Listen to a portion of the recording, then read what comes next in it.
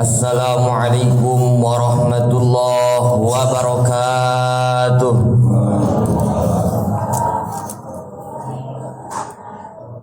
Alhamdulillahilladzi kana bi ibadatihi khabiran basira. Tabarakalladzi ja'ala fis sama'i burujan wa ja'ala fiha sirajan wa qamaran munira.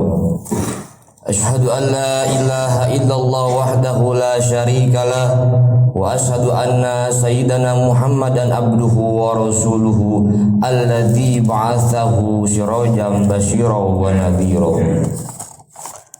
Allahumma shalli wa sallim ala Rasulillah ibni Abdillah wa ala alihi wa sahbihi wa mawalah amma ba'd. Fa ya ayyuhal hadirun usikum wa iyaya bitaqwallah faqad fazal muttaqun. Hadirin rahimakumullah, tiada hati yang pantas kita tekadkan, tiada kata yang pantas kita ucapkan, tiada raga yang pantas kita lakukan pada saat ini selain kita memanjatkan rasa syukur kita kepada Allah Subhanahu wa taala, yang mana beliau telah memberikan beribu-ribu anugerah, beribu-ribu kenikmatan kepada kita sehingga kita pada saat ini masih bisa melaksanakan ibadah berpuasa kepada Allah Subhanahu wa taala. Semoga dengan kita memanjatkan rasa syukur kita kepada Allah Subhanahu wa taala, Allah menambahkan nikmat kepada kita semuanya. Amin ya Allah ya Rabbal alamin. Akan tetapi hadirin rahimakumullah, bapak-bapak, ibu-ibu dan rekan-rekan santri wal santriyah, harus kita tafakuri kembali, berintrospeksi diri kembali, berevaluasi diri kembali. Apakah ibadah puasa kita yang 12 hari ke belakang telah kita lakukan, apakah sudah sesuai dengan puasa yang sebenar-benarnya atau belum?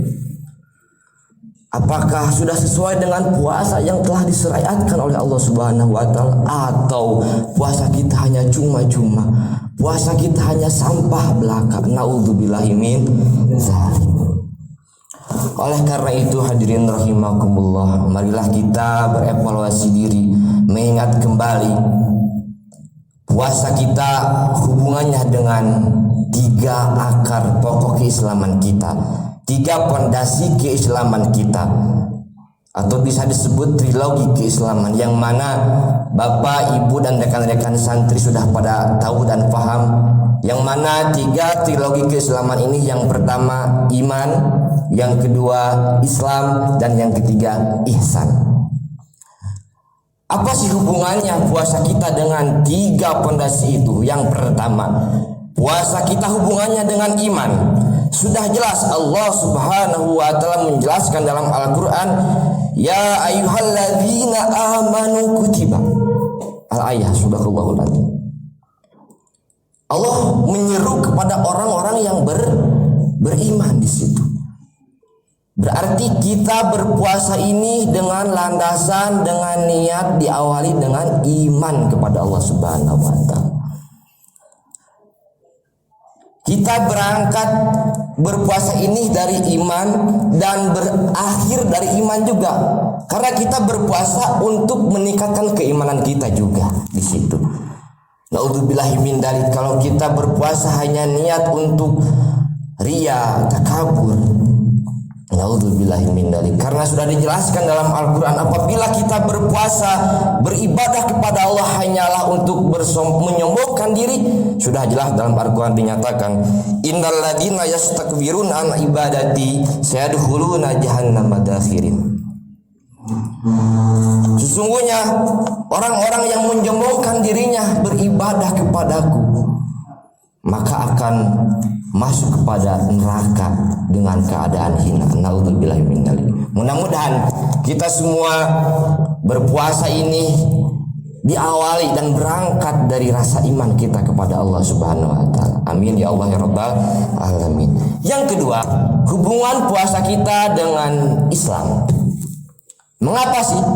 Karena puasa ini merupakan rukun Islam yang keempat. Yang mana ibadah puasa ini memiliki ciri khas yang sangat berbeda Bu dari 4 yang lainnya. Yang pertama kita urai ya, dari yang pertama. Rukun Islam yang pertama adalah syahadat.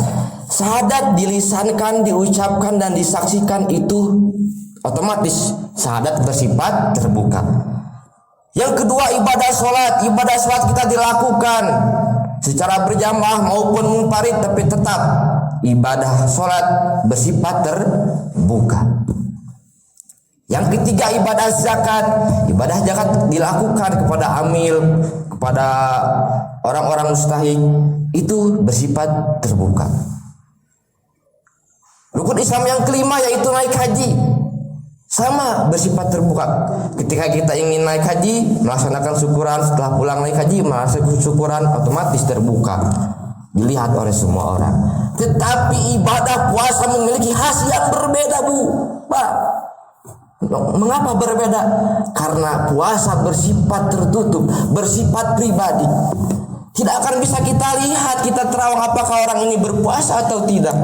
Ya, bisa kita lihat dari mulai terbitnya fajar sampai maghrib, kita bisa lihat bahwasanya orang ini berpuasa hanya menahan lapar dan haus saja. Bukan seperti itu kan, tetapi kan puasa menahan hati dari kelakuan maksiat. Apakah kita bisa melihat orang tersebut? Tidak kan? Otomatis ibadah puasa ini ibadah yang sangat tertutup.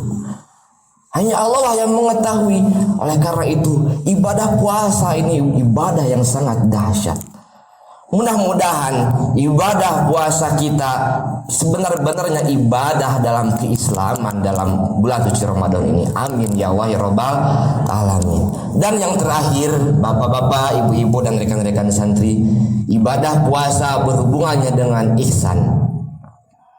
Ibadah puasa kita di dalam bulan suci Ramadan ini harus mencapai derajat keihsanan.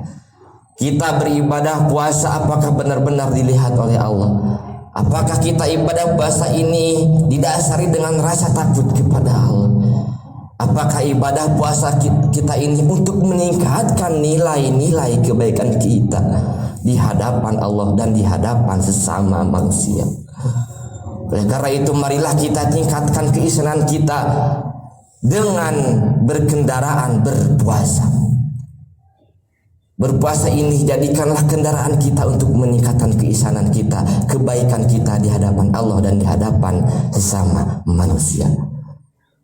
Marilah kita bersama-sama untuk meningkatkan ibadah puasa kita ini. Mumpung masih ada waktu kurang lebih setengah bulan lagi, kita manfaatkan sebaik mungkin untuk bisa beribadah puasa yang sebaik-baiknya, ibadah puasa yang sebenar-benarnya, ibadah puasa yang sebenar-benarnya diserahkan oleh Allah Subhanahu wa taala.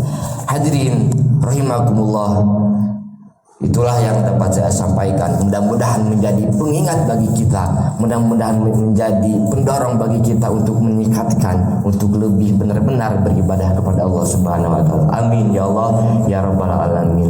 Mohon maaf apabila banyak kekurangan dan kekhilafan-nya.